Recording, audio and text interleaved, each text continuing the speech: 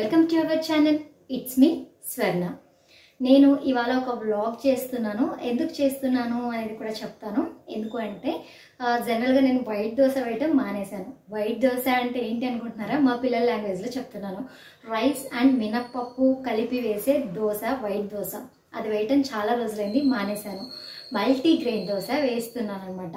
So multigrain dosa అంటే దీంట్లో అన్ని రకాల గ్రెయిన్స్ కలుపుతూ ఉన్నాను. అండ్ ఇది ఫుల్ వీడియో పెడితే వ్యూస్ రావట్లేదు అని చెప్పేసి, సరే ఇది కొంచెం హెల్దీ రెసిపీ కదా, కొంచెం రీచ్ వస్తే వాళ్ళకు కూడా హెల్దీనెస్ వస్తుంది అన్న ఉద్దేశంతో షార్ట్ పెట్టాను.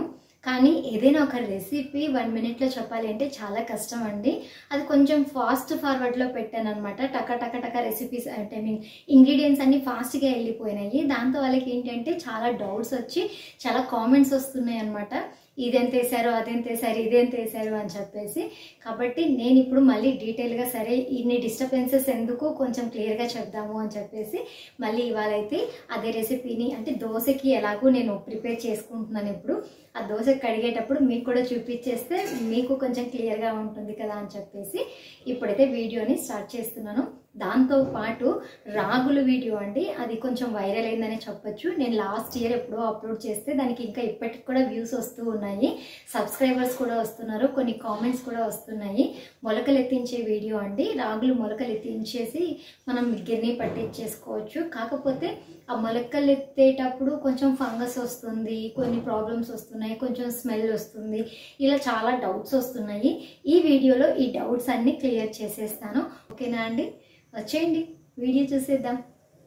ఈ దోశకి మనం ఫస్ట్ వాడే ఇంగ్రీడియంట్ ఏంటి అంటే లిటిల్ మిల్లెట్ అండి. అండ్ వీటిని మనము సాములు అని అంటాము. మీరు సాములు, కొర్రలు, ఊదలు, అరికలు ఇలా చాలా మిల్లెట్స్ ఉంటాయి. వీటిల్లో ఏ మిల్లెట్ అయినా తీసుకోవచ్చండి. ఇదే తీసుకోవాలని రూల్ ఏమీ లేదు. మీకు ఏది దొరికితే అది తీసుకోండి. లేదు మాకు ఇవే దొరుకుతాయి, మీరు ఎలాగో చేస్తున్నారు కదా అనుకున్నట్లయితే ఇక్కడ చూస్తున్నారు కదా సాములు అని అడిగితే మనకి కిరాణా షాప్స్లో ఇస్తారు, లేకపోతే మనకు సూపర్ మార్కెట్స్లో కూడా ఈ మిల్లెట్స్ అనేవి అవైలబిలిటీ ఉన్నాయండి. ఫస్ట్ ఇంగ్రీడియంట్ అయితే ఇది. అండ్ సెకండ్ వన్ వచ్చేసి మనకు రాగులండి. ఇవి కూడా మిల్లెట్స్ అనే అంటారు.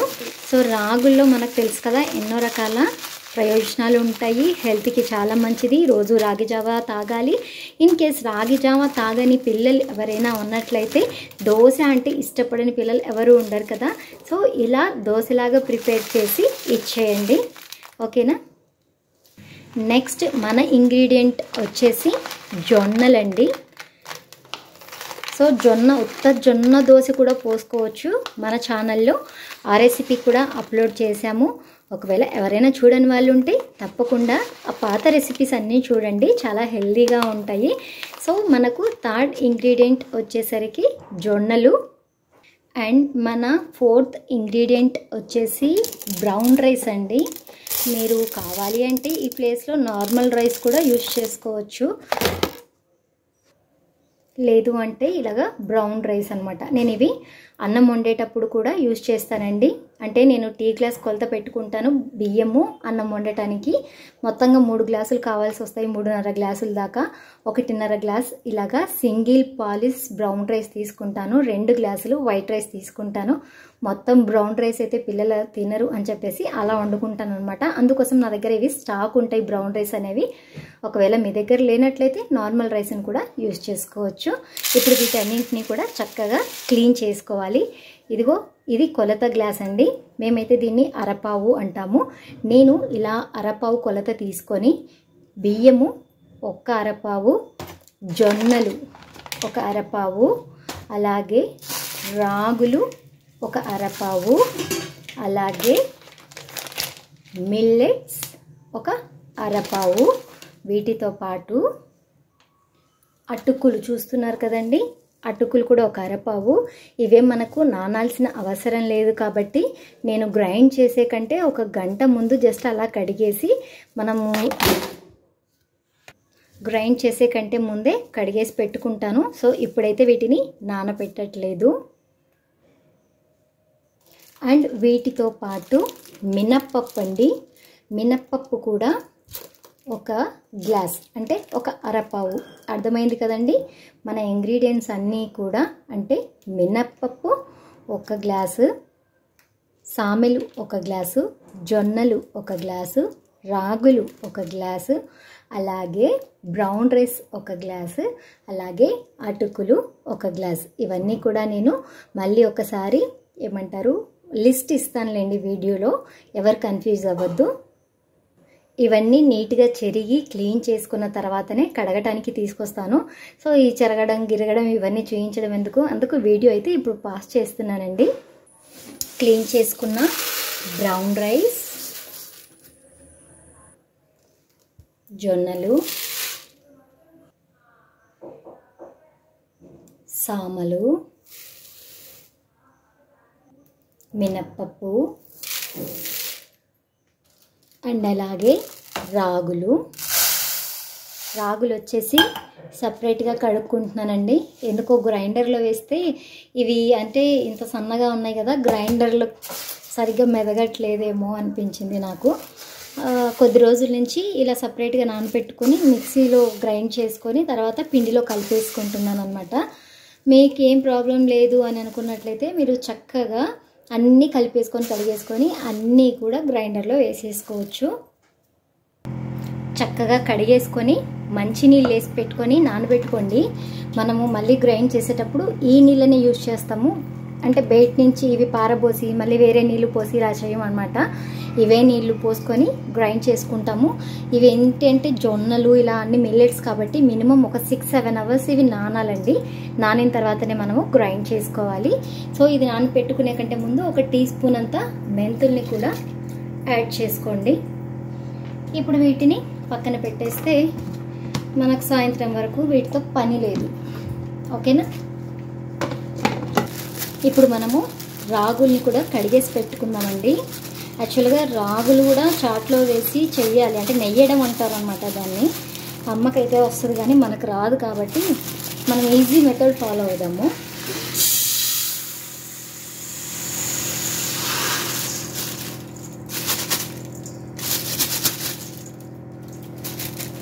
చెయ్యడం అయితే చెరగడం వస్తుంది కానీ ఇవి నేమడం అంటారు కదా, అది నాకు రాదు. కాబట్టి ఏం చేస్తానంటే నేను ఇలా బౌల్లో వేసేసుకొని బాగా కడిగేసుకుంటాను. చాలాసార్లు కడుక్కుంటే మనకు దీంట్లో ఉన్న డస్ట్ అంతా కూడా పైకి తేలుతూ ఉంటుంది. అది వంపేసుకుంటే సరిపోతుంది అనమాట. వీటిని కడుక్కొని వచ్చేస్తాను.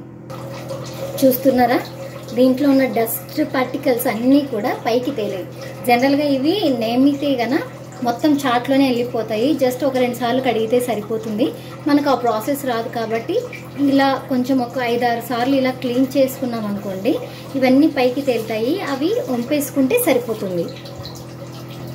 చాలామంది రాగుల్ని బయట నుంచి తీసుకొస్తారు, అలాగే గిర్నీకి ఇచ్చేస్తారండి.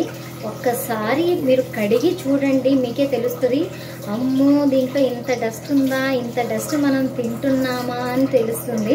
అండ్ అలాగే బయట నుంచి చాలామంది రాగి పిండి కూడా కొనుక్కొస్తారు.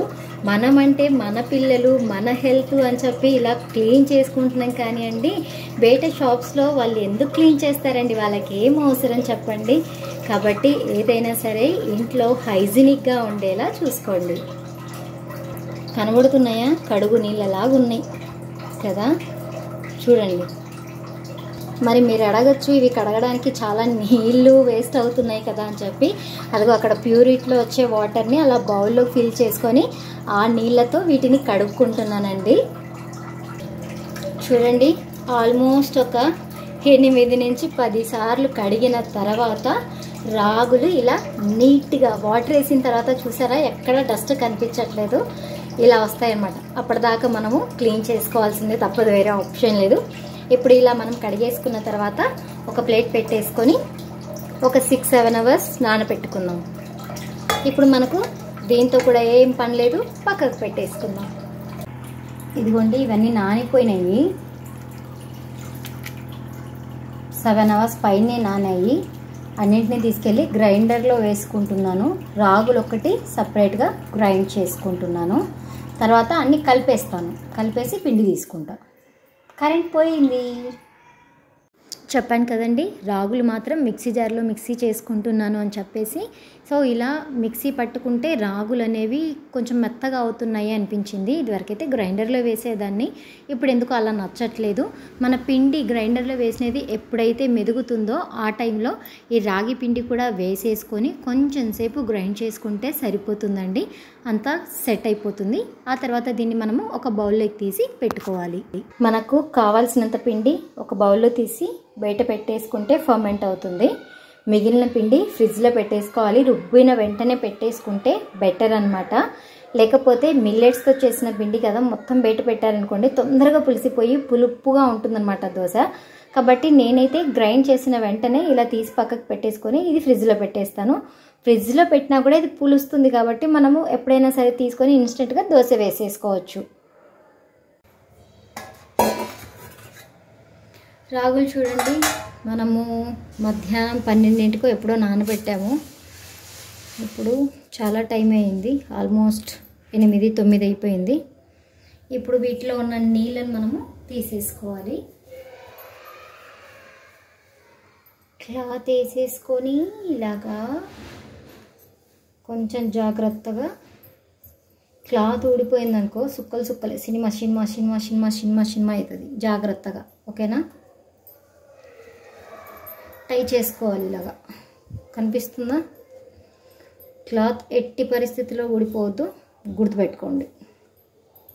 ఊడిపోయిందంటే రాగులు మనము వేరదామన్నా సరే చేతికి రావు, తర్వాత మనమే ఇబ్బంది పడతాం. కాబట్టి ముడి ఊడిపోకుండా జాగ్రత్తగా చూసుకోండి ఓకేనా. మిగిలిన క్లాత్ కూడా చుట్టేస్తున్నాను. మళ్ళీ ఇది అటు ఇటు తగులుకొని ఏమన్నా అవుతుందేమో అనేసి చుట్టేసి, ఇప్పుడు ఒక బౌల్ తీసుకొని ఇలాగా సింపుల్గా జాగ్రత్తగా గోడకు పెడుతున్నాను. ఒక్క నిమిషం చూపిస్తా.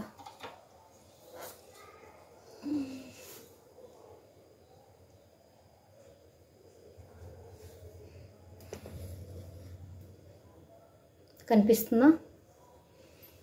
వాటర్ ఆల్రెడీ ఎక్కువ అయిపోయాయి కదా, సో ఇవి ఉన్నా కూడా మళ్ళీ వీటిలోకి వస్తాయి కాబట్టి తీసేస్తున్నాం. ఇప్పుడు ఎంటీ బౌల్ పెడుతున్నా. ఓకే, మనం అలా వదిలేసామనుకోండి వాటర్ అనేవి ఒక్క డ్రాప్ కూడా లేకుండా మొత్తం వెళ్ళిపోతాయి. అలా వదిలేయాలి. కనిపిస్తుందా? అక్కడ చిన్న దారిలాగా వాటర్ పడుతూ ఉంది. అక్కడ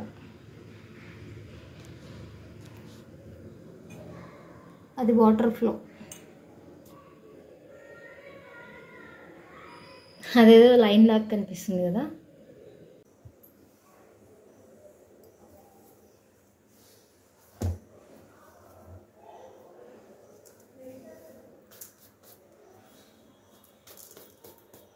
వాటర్ మొత్తం పోయిన తర్వాత ఇలాగ తీసుకోవాలి. ఇక్కడ ఇంకా కొంచెం వాటర్ ఉన్నాయి. వీటిని ఏం చేద్దామంటే, ఇంత తడి అవసరం లేదు. ఇలా ఎక్కువ తడి ఉండటం వల్ల మనకి ఫంగస్ అనేది ఫామ్ అవుతుంది. కాబట్టి నేనేం చేస్తున్నానంటే క్లాత్ పెట్టి మొత్తం తుడిచేస్తున్నాను. లేదు మీరు ఒక్క నిమిషం అట్లా క్లాత్ పైన పోసినా సరిపోతుంది. ఇంత తడి ఉండకుండా ఉంటే మీకు మొలకలు అనేవి ఈజీగా వస్తాయి. తడి ఉండటం వల్ల ఫంగస్ అనేది వస్తుంది. ఓకేనా అండి? ఇలా చెక్ చేసుకోండి. ఇదిగోండి క్లాత్ అంత తడి తడి తడి అయిపోయింది. అంత తడి ఉంది. ఇంకా మనం క్లాత్ పెట్టి వార్చాము, అయినా సరే చాలా తడి ఉంది దీంట్లో. ఇంత తడి మనకు అక్కర్లేదు కాబట్టి కొంచెం అలా పొడి క్లాత్తో తుడిచేసుకుంటున్నాను.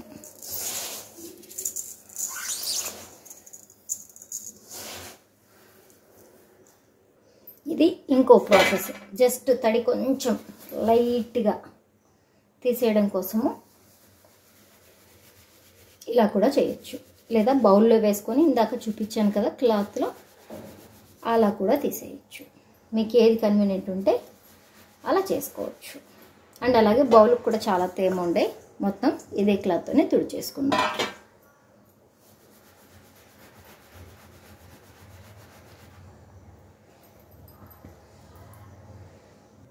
చాలామంది ఇలా కూడా మూట కట్టి పెట్టేస్తారండి. సరే మనం కూడా ట్రై చేద్దాము ఒకసారి ఇలాగా. నేనైతే ఎప్పుడూ పెట్టలేదు, బట్ చూద్దాం. ఇదివరకైతే అలాగే బౌల్లో పోసేసి మూత పెట్టి వదిలేసేదానండి. మొదటిసారిగా ఇలా క్లాత్లో మూట కట్టేసి కొంచెం వేడిగా ఉంటుంది కదా అని చెప్పేసి కబోర్డ్లో పెట్టేసుకుంటున్నాను. మీరు అలాగా ఎక్కడైనా కొంచెం బాగా వేడిగా ఉన్న ప్లేస్లో పెడితే మొలకలు అనేవి తొందరగా వచ్చేస్తాయి.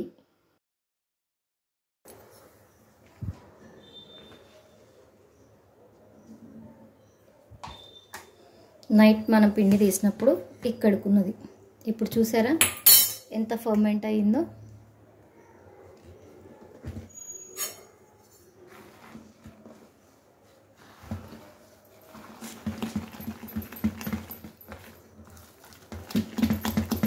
కొద్దిగా నీళ్ళు, కొంచెం ఉప్పు వేసుకొని దోశ వేసేసుకోండి.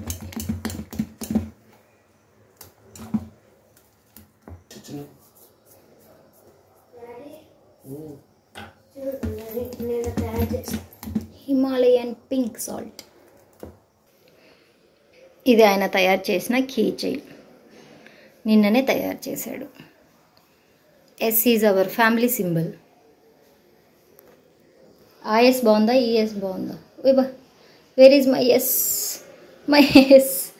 మై ఎస్ కనపరావట్లే బ్యాక్ సైడ్ బాగుంది. ఓకే, కీ చైన్ ఎలా ఉందో కామెంట్ చేయండి, ఎలా చేశాడు అని.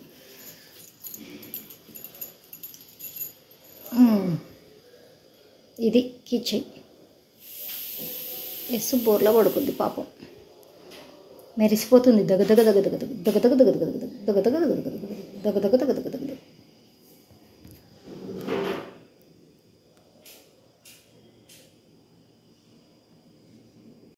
ఇప్పుడు మనము దోశ వేసుకొని చూద్దామండి. చాలామందికి డౌట్స్ ఉంటాయి కదా, మల్టీగ్రెయిన్స్ అన్నీ వేసాము, దోశ అతుక్కుపోతుంది, సరిగ్గా రాదు అని చెప్పి చాలామందికి డౌట్స్ ఉంటాయి.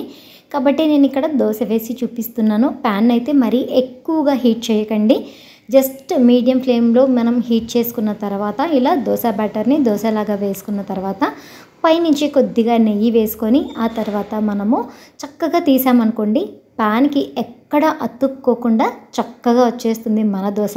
చూస్తున్నారు కదా, మంచి కలర్ఫుల్గా కూడా ఉందన్నమాట. సో ఇప్పుడు దోశలు అయితే చూసేసారు కదండి, రాగులు మొలకలు వచ్చినాయి కదా. మనకేంటి అంటే నేను ఇవి వచ్చేసి 2 nights 1 day కంప్లీట్గా పెట్టేశాను అనమాట.